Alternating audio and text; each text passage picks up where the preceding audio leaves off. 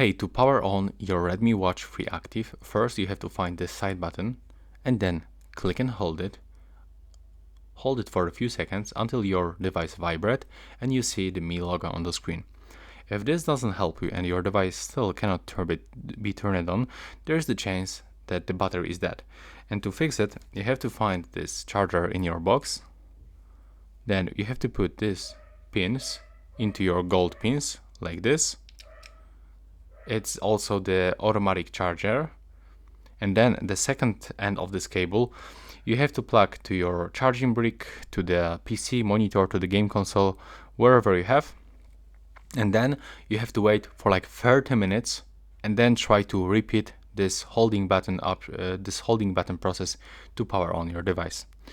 If this doesn't help you, that's basically it means that your device is completely dead and you have to use the warranty if you have one.